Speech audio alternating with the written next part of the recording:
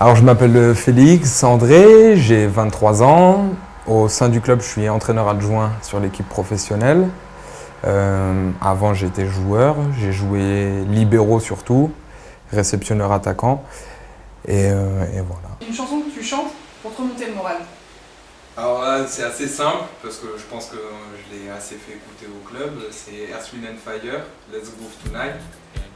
Une chanson que je mets régulièrement le matin parce que ce qui me permet d'attaquer la journée sur des bonnes bases. Donc en fin de compte, c'est une chanson sur laquelle tu te reconnais.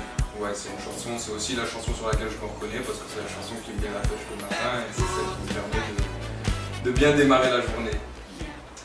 Alors dans quel film tu aurais voulu jouer et dans la peau de quel personnage?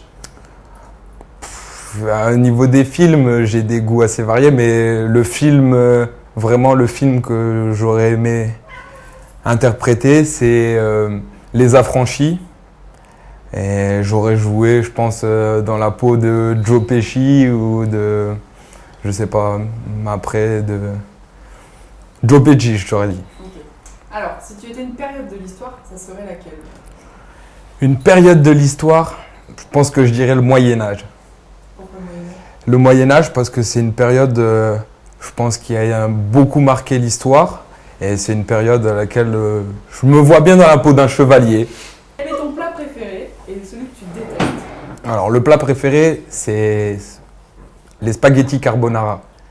Parce que c'est un plat déjà assez simple à faire, qui m'a dépanné pas mal de fois, et vraiment un plat qui est très bon.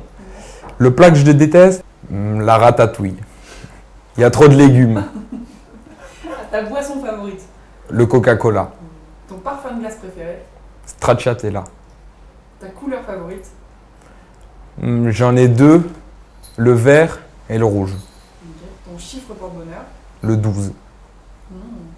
Ta ville préférée? La ville d'où je viens, Nancy. Si tu étais un animal, tu serais? Le lion. Le lion, pourquoi le lion? C'est le roi de la savane. As-tu un objet fétiche, un porte-bonheur, un doudou? J'ai une peluche qu'on m'a offert à ma naissance, des amis à mes parents, et c'est la peluche que j'ai gardée et qui m'a suivi partout. Une expression que tu utilises souvent? Je suis pas sûr que je puisse la dire, Moi aussi. mais putain, il passe souvent. Quel objet emporterais-tu sur une île déserte? Je pense que j'emporterai une personne plutôt, parce que je pourrais pas rester tout seul sur l'île déserte. Alors quelle personne tu emporterais sur une île déserte? J'emporterai Manu. Bon. Quelle chose complètement folle serais-tu prêt à faire et que personne ne comprendrait? Sûrement si une opportunité professionnelle se produit, je pense que ça pourrait me faire des choses que personne ne comprendrait. Voilà. Ta plus grosse gaffe? Ma plus grosse gaffe, j'en ai une où j'étais vraiment petit, où on était chez mes grands-parents sur un lit superposé et avec mon frère on chahutait un petit peu et je me suis retrouvé à passer par-dessus le lit superposé, tomber la tête la première sur le carrelage. Ou sinon après, je pense que quand j'ai eu le permis, les quelques expériences avec la voiture de mes parents ont été aussi des gaffes. Alors, imaginons tu fais le dîner et tu peux inviter qui tu veux. 6 personnes au choix, mortes ou vivantes. En premier, je pense qu'il y aurait Zinedine Zidane, puisque c'est le sportif que j'admire, un des sportifs que j'admire le plus. Je pense d'ailleurs qu'il n'y aurait que des sportifs, parce que après je vais te dire, il y aurait Glenn Hogue, qui est un grand entraîneur de volley.